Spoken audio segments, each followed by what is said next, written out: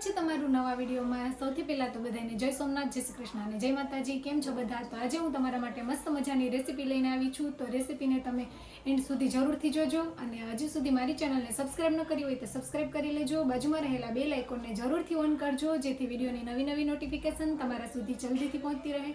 તો ચાલો આપણે રેસીપી વિડીયો બનાવવાનું સ્ટાર્ટ કરીએ।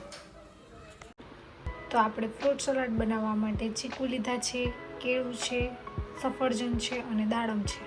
તમે કોઈ પણ જાતના ફ્રૂટ લઈ શકો છો, જે ઘરમાં વસ્તુ અવેલેબલ હોય તે। ચાલો આપણે બધું સુધારી લઈએ। સૌથી પહેલાં આપણે દાડમને ફોલી લઈશું।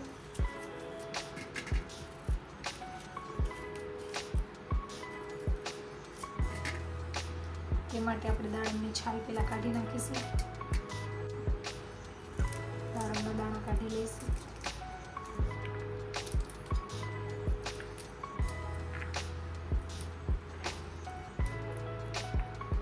તો આવી રીતે બધા જ દાડમના દાણા આપણે કાઢી લઈએ। તો આપણે દાડમ સુધારી લીધું છે। તો આપણે ચીકુ સુધારીશું। તો ચીકુની છાલ ઉતારી લઈએ।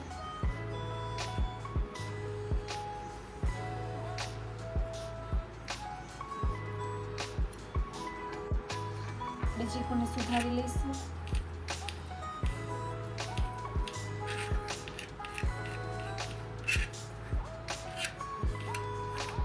આપણે ઝીણું ઝીણું સુધારીશું।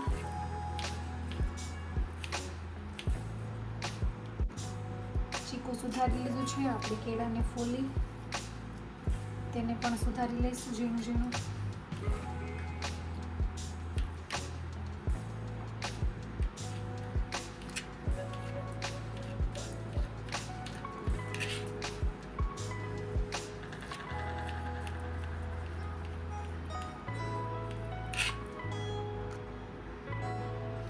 હવે આપણે સફરજન સુધારીશું।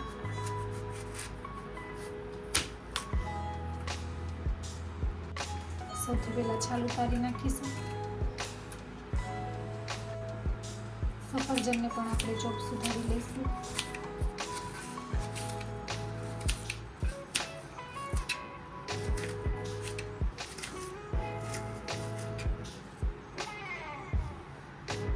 તો તમે જોઈ શકો છો આપણે બધું ફ્રૂટ સુધારી લીધું છે। બધા ફ્રૂટને બાઉલમાં ટ્રાન્સફર કરી દઈશું।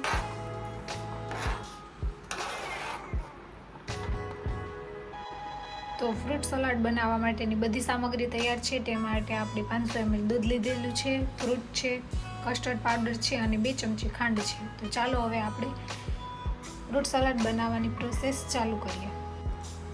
સૌપ્રથમ તો આપણે કસ્ટર્ડ પાવડરમાં થોડું ઠંડુ દૂધ નાખી અને તેને ઓગાળી લઈશું।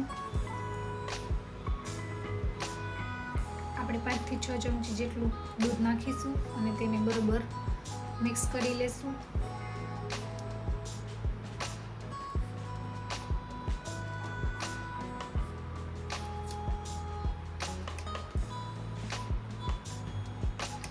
તો તમે જોઈ શકો છો પાવડર સરસ મિક્સ થઈ ગયો છે। ચાલો હવે આપણે દૂધને બોઇલ કરીએ।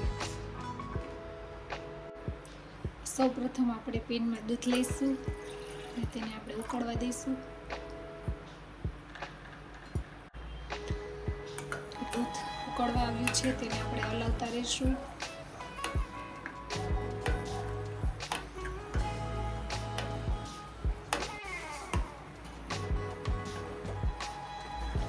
આપણે દૂધને થોડું ઘટ્ટ થાય ત્યાં સુધી ઉકાળીશું। 2 થી 3 મિનિટ માટે આપણે તેને ઉકાળી લઈશું।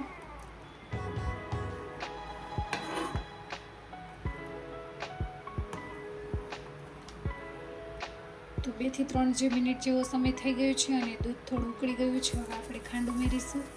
2 ચમચી જેટલી ખાંડ લીધી છે। આપણે જે કસ્ટર્ડ પાવડરનું મિશ્રણ બનાવ્યું છે તે ઉમેરીશું। બરોબર હલાવી લઈશું।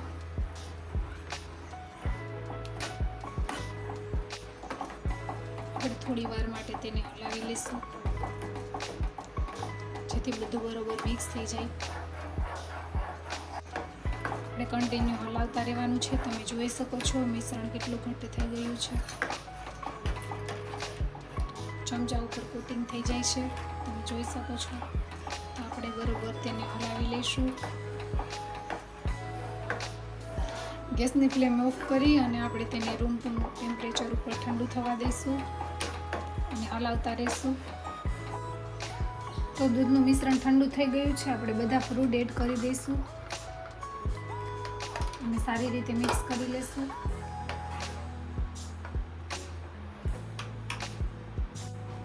તો ફ્રૂટ સલાડને આપણે બાઉલમાં ટ્રાન્સફર કરી અને તેને અડધી કલાક માટે ફ્રીજમાં સેટ થવા માટે મૂકી દઈશું.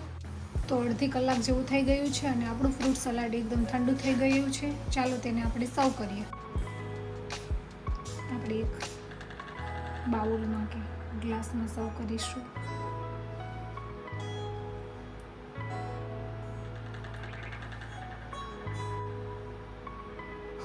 આપણે બાઉલમાં પણ સર્વ કરીશું.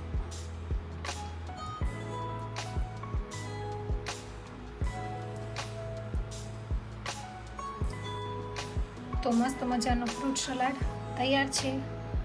તમે જોઈ શકો છો.